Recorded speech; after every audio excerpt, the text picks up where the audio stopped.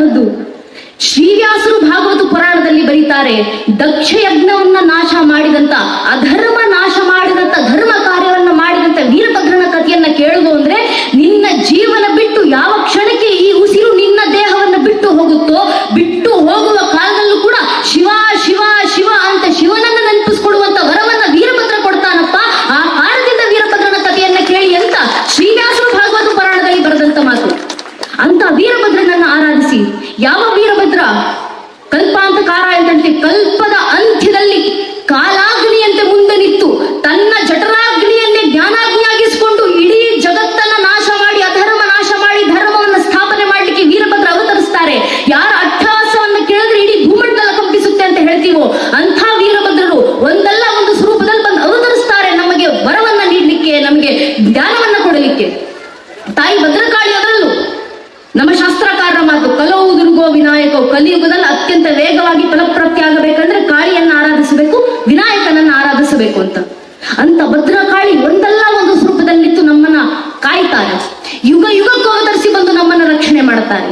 ಒಂದಲ್ಲ ಒಂದು ಅವತಾರದಲ್ಲಿ 9 ಸ್ವರೂಪದಲ್ಲಿ ನಾವು ತಾಯಿಯನ್ನ ಆರಾಧಿಸೋದು ಅದೇ ಕಾರಣಕ್ಕಲ್ವಾ?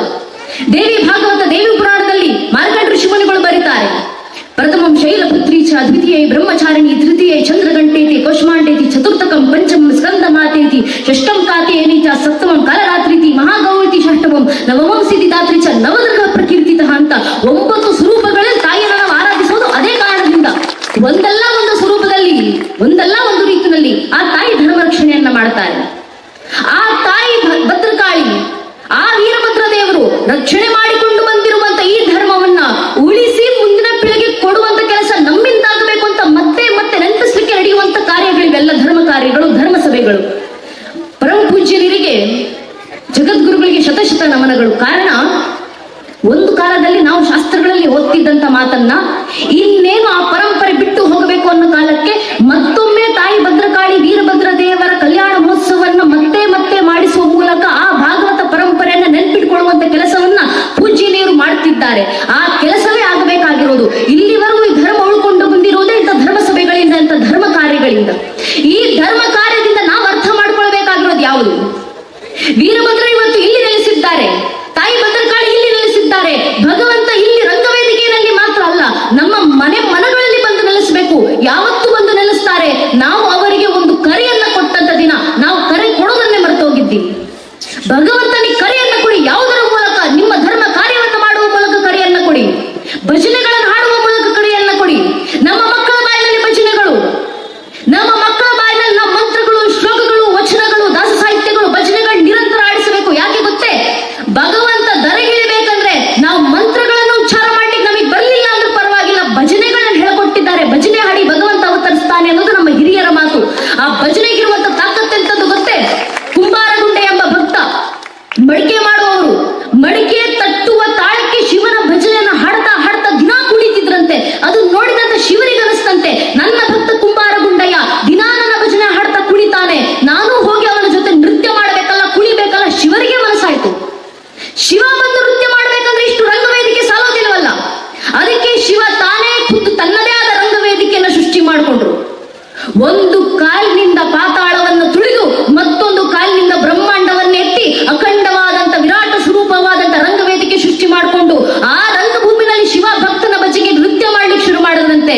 ಭಕ್ತನ ಭಜನೆಗೆ ಶಿವ ಮಾಡಿದಂತ ನೃತ್ಯ ಯಾವ ರೀತಿ ಇತ್ತು ತನ್ನ ರಂಗವೇದಿಕೆಯಲ್ಲಿ? ಕುಂಬಾರಗುಂಡೆಯನ್ನ ರಗಳೆ ಅಂತ ಹರಿಯರವರು ರಗಳೆ ಬರೆದು ತೋರಿಸ್ತಾರೆ ಶಿವನ ನೃತ್ಯ. ದಶಭುಜ ಮಂದಿತ್ತಟದೋಳ್ ಪಸರಿಸಿ ಎಸೆವ ಕರಂಗಳನ್ನೆತ್ತಲ್ ನೇಮಿಸಿ ಒಂದು ಪದಂ ಪಾತಾಳವನ್ನುತ್ತಿ ಒಂದು ಪದಂ ಬ್ರಹ್ಮಾಂಡವನ್ನೆತ್ತಿ ಜಡೆಗಳ ಬೆಂಬಿಳಿ ಬಿಡಿದಾಡುತ್ತಿರೆ, ಮುಡಿಯೊಳು ಸುರಣದಿ ತುಳುಕಾಡುತ್ತಿರೆ, ಕಡು ಚಲವಳಗಂ ಕುಣಿದಾಡುತ್ತಿರೆ, ಬಿಸುಳುಗಳ ಮರುಗ ಢಂಡನ್ ಢಳಿರನಿ ತಿಸುಳದಿ ಹರಿಯವ ತಾರಂ ತಿರ್ರನೆ ತಿರುಗುತ್ತಿರ ಹೈಗಳ್ಳಡೆಯತ್ತಲ್ ಕರಿಯ ತೊಲ್ಲವಂಬು ಹರಿಸಲ್ ಸರ್ಸಿಜ ಭವನ ಶಿರಂಬ ಬಿಡುತ್ತಿರ ಸುರರ ಶ್ರೋಮಾಲೆಗಳುಳುತ್ತಿರೆ, ಪೊಂಗೆಜ್ಜಗಳ ರಂಗಲು ಬಲಕೆನೆ ತೊಂಗಳ ಗಂಟೆಡ ಢಳಿರನೆ ಆಡಿದ ನಾಡಿದ ನಾಡಿದ ನಾಡಿದ ನಾಡಿದ ನಾಡಿದ ನಾ ಶಂಕರ ಆಡಿದ ನಾ ಗುಂಡನ ಮುಂದೀಶ್ವರ ಅಂತ ಕುಂಬಾರಗುಂಡನ ರಗಳೆಲ್ಲ ಹರಿಯರು ರಗಳೆ ಬರೆದು ತೋರಿಸಿದ್ರಲ್ಲ. ನಮ್ಮ ಭಕ್ತರು ಹಾಡುವಂತ ಭಜನೆಗಿರುವಂತ ತಾಕತ್ತಂತದ್ದು ಶಿವನೇ ಬಂದು ನಮ್ಮ ಕಣ್ಣು ಮುಂದೆ ಅವತರಿಸ್ತಾರೆ. ಇದನ್ನೇ ಅಲ್ವಾ ನಮ್ಮ ವಚನಕಾರರು ಹೇಳಿದ್ದು. ಬಸವಣ್ಣನವರು ಸಮುದ್ರ ಧರೆ ಎಂಬರೆ ಧರೆ ಮೇರೆಡಗಿತ್ತು, ಧರೆಯ ಘರೆ ಎಂಬನೆ ನಾಗೇಂದ್ರನ ಪಣಾಮಣಿಯ ಮೇರೆಡಗಿತ್ತು, ನಾಗೇಂದ್ರನ ಘನೆ ಎಂಬನೆ ಪಾರ್ವತಿಯ ಕಿರುಕುಡಿಕೆ ಮುದ್ರೆ ಆಯಿತು, ಪಾರ್ವತಿಯ ಘನೆ ಎಂಬನೆ ಶಿವನ ಶಿವನ ಘನಿ ಎಂಬರೆ ತನ್ನ ಭಕ್ತರ ಮನದ ಕೊನೆಯ ಮೊನೆಯ ಮೇಲಡಗಿತ್ತು ಎಂಬ ಕೂಡಲ ಸಂಗಮ ದೇವ ಅಂತ ಬಸವಣ್ಣನವರು ಹೇಳಿದ ಮಾತು. ಎಲ್ಲಿದ್ದಾನೆ ಭಗವಂತ? ಎಲ್ಲವನ್ನೂ ಆವರಿಸಿಕೊಂಡಿರುವಂತ ಭಗವಂತ ಎಲ್ಲಿ ನಿಂತಿದ್ದಾನೆ? ನಮ್ಮೊಳಗೆ ನಿಂತಿದ್ದಾನೆ. ಇದು ಉಪನಿಷತ್ಗಳ ಮಾತು. ಈಶಾವಾಸ್ಯ ಉಪನಿಷತ್ತಿನ 5ನೇ ಮಂತ್ರ, ತದೇ ಜತಿ ತನ್ನೇ ಜತಿ ತದ್ದೂರೇ ತದ್ವಂತಿಕೆ ತದಂತರಸ್ಯ ಸರ್ವಸ್ಯ ತದು ಸರ್ವಸ್ಯಾಸ್ಯ ಬಾಹ್ಯತಃ. ಎಲ್ಲದರ ಹೊರಗೂ ನಿಂತು ಎಲ್ಲದರ ಒಳಗೂ ನಿಂತು ಒಳಗೆ ನಿಂತು ಚಾಲಕ ಶಕ್ತಿಯಾಗಿ ಹೊರಗೆ ನಿಂತು ಚಲನಾಶಕ್ತಿಯಾಗಿ ನಮ್ಮೆಲ್ಲರನ್ನೂ ಕಾಪಾಡ್ತಿರುವಂತ ಆ ಭಗವಂತ ಕೊನೆಗೆಲ್ಲಿ ನೆಲೆಸಿದ್ದಾನೆ? ನಮ್ಮ ಒಳಗೆ ನೆಲೆಸಿದ್ದಾನೆ. ಆತನಿಗೆ ಕರೆಯನ್ನ ಕೊಡಿ, ಹೊರಗೆ ಬಂದು ದರ್ಶನ ಕೊಡ್ತಾನೆ ಆ ಭಗವಂತ. ಆ ಕರೆ ನಮ್ಮ ಮಕ್ಕಳ ಬಾಯಿಂದ ಬರಲಿ, ನಮ್ಮ ಮಕ್ಕಳ ಬಾಯಿಂದ ಭಜನೆಗಳು ಬರಲಿ. ಇದೇ ಧರ್ಮ ಬೋಧನೆ. ನನ್ನ ನೆಚ್ಚಿನ ಬಂಧುಗಳೇ, ಧರ್ಮ ರಕ್ಷಣೆ ಆಗಬೇಕು. ಏನ್ ಮಾಡ್ಬೇಕು? ಮುಂದಿನ ಪೀಳಿಗೆ ಜಾಗೃತಗೊಳಿಸಬೇಕು.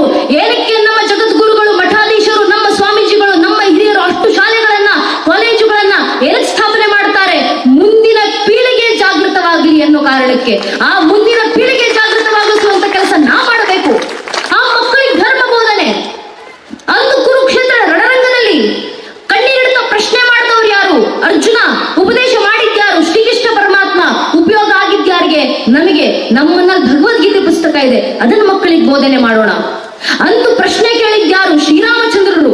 ಉಪದೇಶ ಮಾಡಿದ್ದರು ವಶಿಷ್ಠರು. ಬಾರಪ್ಪ ರಾಮಭದ್ರ, ನಿನ್ಗೆ ಜೀವನದ ಸತ್ಯಾಸತ್ಯತೆಯನ್ನು ಹೇಳ್ಕೊಡ್ತೀನಿ. ಉಪಯೋಗ ಆಗಿದ್ಯಾರಿಗೆ? ನಮಗೆ. ನಮ್ಮನ್ನಲ್ಲಿ ಯೋಗ ವಿಶಿಷ್ಟ ಗ್ರಂಥ ಇದೆ, ಅದನ್ನು ಮಕ್ಕಳಿಗೆ ಬೋಧನೆ ಮಾಡೋಣ. ಅಂದು ಪ್ರಶ್ನೆ ಕೇಳಿದ್ಯಾರು? ಪುಟ್ಟ ಹುಡುಗ ನಚಿಕೇತ. ಉಪದೇಶ ಮಾಡಿದ್ಯಾರು? ಖುದ್ದು ಯಮಧರ್ಮರಾಯ. ಉಪಯೋಗ ಆಗಿದ್ಯಾರಿಗೆ? ನಮಗೆ. ನಮ್ಮನ್ನು ಕಠೋಪನಿಷತ್ತಿದೆ, ಅದನ್ನು ಮಕ್ಕಳಿಗೆ ಬೋಧನೆ ಮಾಡೋಣ. ಅಂದು ಕಣ್ಣೀರಿಟ್ಟಿದ್ಯಾರು? 6 ಜನ ಶಿಷ್ಯರು ಪ್ರಶ್ನೆ ಮಾಡ್ತಾ ಉಪದೇಶ ಮಾಡಿದ್ಯಾರು? ಗುರುವರಣ್ಯರು. ಉಪಯೋಗ ಆಗಿದ್ಯಾರಿಗೆ? ನಮಗೆ. ನಮ್ಮನ್ನ ಷಟ್ಪ್ರಶ್ನೋಪನಿಷತ್ತಿದೆ, ಅದನ್ನು ಮಕ್ಕಳಿಗೆ ಬೋಧನೆ ಮಾಡೋಣ. ಅಂದು ಪ್ರಶ್ನೆ ಕೇಳಿದವರು ಯಾರು? ಪರೀಕ್ಷಿತ ಮಹಾರಾಜ. ಉಪದೇಶ ಮಾಡಿದ್ಯಾರು? ಶುಕಾಚಾರ. ಉಪಯೋಗ ಆಗಿದ್ಯಾರಿಗೆ? ನಮಗೆ.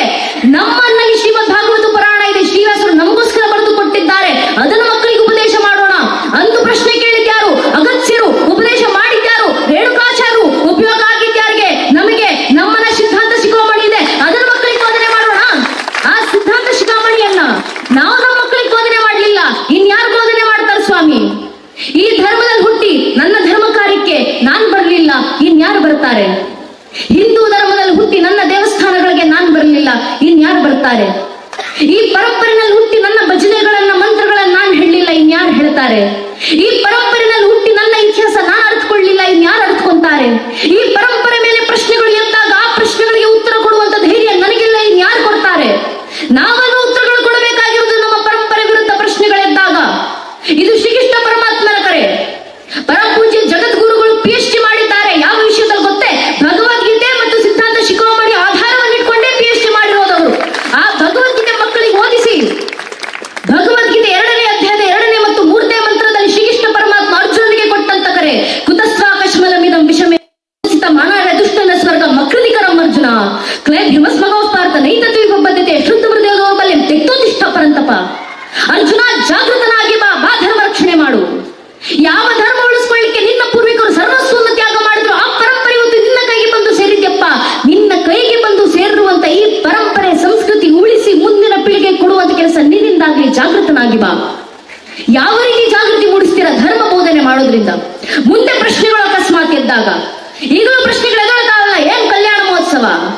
ವೀರಭದ್ರ ದೇವರು ಕಾಲ್ಪನಿಕ, ಭದ್ರಕಾಳಿ ದೇವಿ ಕಾಲ್ಪನಿಕ, ನಿಮ್ಮ ಶಿಷ್ಯರ ಜಗದ್ಗುರುಗಳು ನಂಬಿಕೊಂಡು ಹೋಗುವಂತವ್ರು ನೀವೆಲ್ಲ ಅಂತ ಹೇಳುವಂತ ಸಾವಿರಾರು ಜನ ಬೇರೆ ಎಲ್ಲೋ ಇಲ್ಲ, ನಮ್ಮ ದೇಶದಲ್ಲೇ ಇದ್ದಾರೆ, ನಮ್ಮ ನಾಡಿನಲ್ಲೇ ಇದ್ದಾರೆ, ನಮ್ಮ ಸುತ್ತಮುತ್ತಲೇ ಇದ್ದಾರೆ. ನಿಮ್ಮ ರಾಮ ಕಾಲ್ಪನಿಕ, ಭಗವದ್ಗೀತೆ ಹೇಳಿದಂತ ಕೃಷ್ಣ ಕಾಲ್ಪನಿಕ, ಎಲ್ಲವೂ ಕಾಲ್ಪನಿಕ ಅನ್ನೋರು. ಈ ಪ್ರಶ್ನೆಗಳು ಉತ್ತರ ಕೊಡಬೇಕಂದ್ರೆ ಇನ್ಯಾರೊಂದು ವಿರುದ್ಧ ನಿಂತು ಹೋರಾಟ ಮಾಡುವಂತ ಅವಶ್ಯಕತೆ ಇಲ್ಲ. ನನ್ನ ನೆಚ್ಚಿನ ಬಂಧುಗಳೇ, ನಮ್ಮ ಮನೆಗಳಲ್ಲಿ ನಾವು ಜಾಗೃತಿ ತಂದ್ರೆ ಸಾಕು. ಇದು ಪರಶುರಾಮರು ಕೊಟ್ಟಂತ ಮಾತು. ಅಗ್ರಸ್ತೋ ಚತುರ್ವೇದ ಪೃಷ್ಠತಂ ಶಶರಂತನು ಇದಂ ಬ್ರಾಹ್ಮಮಿದಂ ಶಾತಂ ಶಾಪಾದಪಿ ಶರಾದಪಿ. ಮಸ್ತಕದಲ್ಲಿ ಚತುರ್ವೇದಗಳ ಜ್ಞಾನಗಳು ತುಂಬಿದ್ದಾವೆ, ಬತ್ತಳಿಕಿನಲ್ಲಿ ಬಾಣಗಳು ತುಂಬಿದ್ದಾವೆ. ನಮ್ಮನ್ನ ವೈಚಾರಿಕವಾಗಿ ಯುದ್ಧ ಮಾಡ್ಲಿಕ್ಕೆ ಬರ್ತೀರಾ?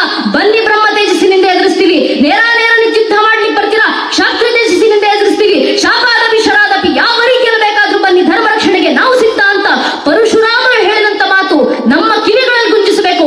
ವೈಚಾರಿಕ ದಾಳಿಗಳಾದಾಗ ಅದನ್ನ ಎದುರಿಸುವಂತ ಸಾಮರ್ಥ್ಯ ನಮ್ಮ ಮಕ್ಕಳಿಗೆ ಬಂದಿರಬೇಕು. ಮುಂದೆ ಯಾರಾದ್ರೂ ಬಂದು ನಮ್ಮ ರಾಮ, ನಮ್ಮ ಕೃಷ್ಣ, ನಮ್ಮ ಶಿವನ ಅಸ್ತಿತ್ವ ಪ್ರಶ್ನೆ ಹಾಕಿದರೆ ಮುಂದೆ ಬರುವ ಪ್ರಶ್ನೆ ಅಲ್ಲ. ನನ್ನ ನೆಚ್ಚಿನ ಬಂಧುಗಳೇ, ನಮ್ಮ ದೌರ್ಭಾಗ್ಯ ಈಗಾಗಲೇ ಪ್ರಶ್ನೆಗಳು ಉಟ್ಕೊಂಡಿದ್ದಾವೆ. ಕೋರ್ಟ್ ನಲ್ಲಿ ಕಪಿಲ್ ಸಿಬ್ಬಲ್ ಎಂಬ ವಕೀಲರು ಪ್ರಶ್ನೆ ಮಾಡ್ತಾರೆ, ರಾಮ ಇಲ್ಲೇ ಹುಟ್ಟಿದ್ರು ಅನ್ನೋದಕ್ಕೆ ರಾಮ್ ಜನ್ಮ